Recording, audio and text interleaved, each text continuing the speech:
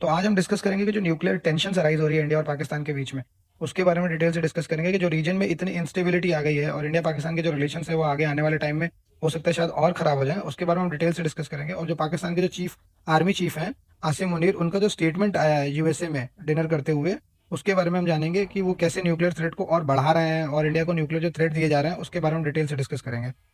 तो पहले हम देख लेते हैं कौन कौन सी चीज़ें हम डिस्कस करने वाले हैं कि जो अभी रिसेंट में जो थ्रेट दिए जा रहे हैं यूएसए के जो आर्मी चीफ हैं उसके द्वारा।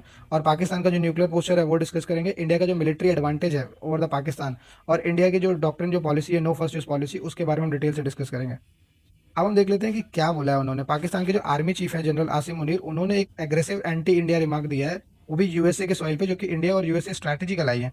और इन्होंने एक तरीके का थ्रेट दिया है और टारगेट किया जो रिलायंस इंडस्ट्री की जो जामनगर रिफाइनरी है वो, और जो रिलायंस इंडस्ट्री के जो ओनर है मुकेश अंबानी, उनको भी टारगेट करते हुए इन्होंने एक अपने सोशल मीडिया के पोस्ट पर एक कुरान का वर्स था जिसका नाम था सूर्य अल फिल। फिल का मतलब होता है एलिफेंट। और उन्होंने एक कुरान का एक वर्स यूज किया है जिसमें एक स्टोरी थी कि जो यमन के राजा थे अब्राहा, उन्होंने बोलते थे कि उनके जो घर जाने वाले लोग थे काबा, उनको रोक रहे थे वो। तो वो एक तरीके का कुरानिक वर्स है कि उस समय पे इनके जो अल्लाह थे उन्होंने इनकी मदद की थी, कि कैसे वहाँ पर जो यमन के राजा थे अब्राहा, उनकी आर्मी को कैसे वहाँ के जो चिड़िया थी वो छोटे छोटे पत्थर ला के जो हाथी पे बैठे थे राजा, उनको डिस्ट्रॉय किया था। तो एक तरीके से ये टारगेट कर रहे हैं कि कैसे यहाँ पे जो इंडिया की इकोनॉमी है उसको जो कंट्रीब्यूट कर रहे हैं जो बड़े प्लेयर्स हैं जैसे कि मुकेश अंबानी, इनको हम कैसे इनको कैसे खत्म कर सकते हैं। तो जो हमारी इकोनॉमी जो अच्छी है, जो चल रही है, हमारी इकोनॉमी जो ग्रोथ है, उसको हम कैसे नीचे ला सकते हैं। तो वहां पे जो एलिफेंट है वो इन्होंने पोर्ट्रे किया है मुकेश अंबानी को, और इसीलिए जो बड़े बड़े जो साइट्स हैं उसको डिस्ट्रॉय करने की बात कर रहे हैं। ऐसा इन्होंने अपने स्टेटमेंट में कहा था जनरल आसिम मुनीर ने। अब इन्होंने बोला कि ये एक रिलीजियस फैनेटिक है न्यूक्लियर न्यूक्लियर बटन के साथ, और मोस्टली यही बोलते हैं कि पाकिस्तान की सिचुएशन एक ऐसी है जहाँ पे मिलिट्री है और उसे लेड किया जाता है रिलीजियस जो भी वहाँ के धार्मिक एक्सट्रीमिस्ट है उसके द्वारा। और ये पूरी तरीके से अंडरमाइन करता है वहाँ के सिविलियन अथॉरिटी को, और ये डाइल्यूट करता है कि जो भी उनके चेक्स और बैलेंसेज हैं, और वो एक तरीके का अनप्रिडिक्टेबल आउटकम भी जनरेट करता है। और ये न्यूक्लियर अटैक जो पाकिस्तान कर रहा है वो अभी से नहीं कर रहा है, ये हमेशा पाकिस्तान जो है वो कंसिस्टेंटली थ्रेटन करता है न्यूक्लियर रिटेलिएशन के साथ।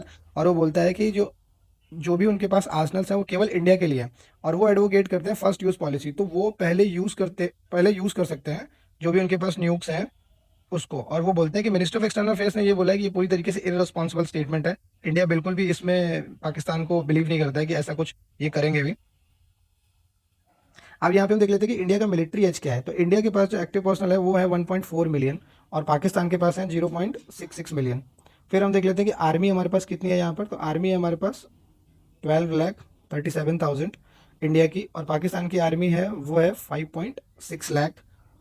फिर है हमारे यहाँ पे जो इंडियन जो नेवी है उसमें हमारे पर्सनल्स हैं 75,000, और पाकिस्तान की जो एयरफोर्स है उसमें है 30,000 पर्सनल्स। एयरफोर्स का देख लेते हैं, इंडिया का एयरफोर्स तो वो है हमारे पास 1,49,000 पर्सनल्स, और पाकिस्तान की जो एयरफोर्स है उसमें है 70,000। अब हमने ये देख लिया कि इनमें कैसे हमारे पास मिलिट्री जो एज है वो है इंडिया के पाकिस्तान के ऊपर। और जो हमारा कोस्ट गार्ड है हमारे पास 13,350, और यहाँ पे पाकिस्तान के पास कोई भी कोस्ट गार्ड फोर्स नहीं है। पैरामिलिट्री फोर्स देख लेते हैं। तो पैरामिलिट्री फोर्सेस के हमारे पास एक्टिव पर्सनल्स हैं 2.5 मिलियन, जो कि पाकिस्तान के पास केवल 0.5 मिलियन है। और बेसिकली पैरामिलिट्री फोर्स का काम क्या होता है कि वो इंसर्जेंसीज को कैसे काउंटर कर रही है और इंटरनल सिक्योरिटी को मेंटेन करने के लिए है पैरामिलिट्री फोर्सेस। तो हम ये देख सकते हैं कि हमारे पास इंडिया के पास मिलिट्री एज जो है वो पाकिस्तान से कितना ज़्यादा है। अब हम ये डिस्कस कर लेते हैं कि वॉरहेड जो काउंट्स है वो कितना है, और न्यूक सबसे ज़्यादा किसके पास है। तो न्यूक सबसे ज़्यादा है रशिया के पास। रशिया के पास न्यूक्स हैं 4309, और यूएसए के पास है उसके बाद 3700। फिर है चाइना के पास 600। फिर है फ्रांस के बाद 290।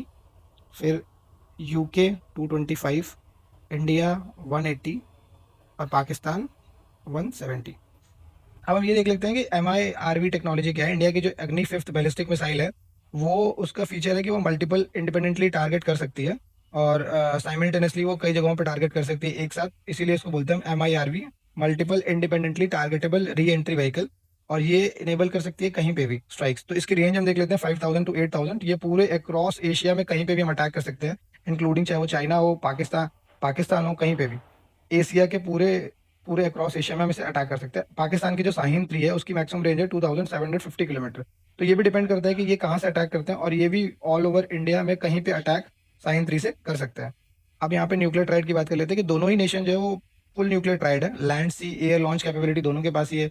और ये जो है वो पूरी तरीके से रीजन जो है वो इनस्टेबल जो है वो आने वाले टाइम में हो सकता है, और ये एस्केलेशन को और बढ़ा सकता है। तो इंडिया की जो पॉलिसी है, नो फर्स्ट यूज पॉलिसी, हम उससे डिस्कस कर लेते हैं कि इंडिया की जो नो फर्स्ट यूज पॉलिसी है वो 1998 में आई थी, और न्यूक्लियर टेस्ट हुआ था, उसे फॉर्मुलाइज किया गया था 2003 में डॉक्ट्रिन में। और उन्होंने ये बोला कि हम केवल रिटेलिएशन में यूज करेंगे न्यूक्लियर वेपन्स को, और वो केवल यूज करेंगे न्यूक्लियर आर्म्ड स्टेट्स के अगेंस्ट में, या जो भी केमिकल और बायोलॉजिकल अटैक करेगा इंडिया में उसके ऊपर। तो नो फर्स्ट यूज पॉलिसी हमने देख लिया कि नो फर्स्ट यूज पॉलिसी जो है वो इंडियन टेरिटरी फोर्सेस पे, पहले कोई भी कंट्री हमारे ऊपर अगर आप कोई भी न्यूक्लियर अटैक अगर होगा तब हम रिटेलिएशन में ही अटैक कर सकते हैं, हम पहले अटैक नहीं करेंगे। तो वो एक मैसिव रिटेलिएशन भी कहलाता है, और उसमें जो क्रेडिबल डिटरेंस है उसका वो मिनिमम हो जाएगा। सफिशिएंट आर्सनल है हमारे पास कि वो इनटॉलरेबल है, रिटेलिएबल है, और वो सेकंड स्ट्राइक सर्वाइवल होगा कि नहीं होगा। पॉलिटिकल अथॉरिटी की जो न्यूक्लियर रिटेलिएशन है वो ऑथराइज किया जाता है सिविलियन पॉलिटिकल लीडरशिप। तो जो ये न्यूक्लियर रिटेलिएट हमको करना है वो डिसीजन कौन लेगा? पॉलिटिकल जो लीडर्स हैं वो।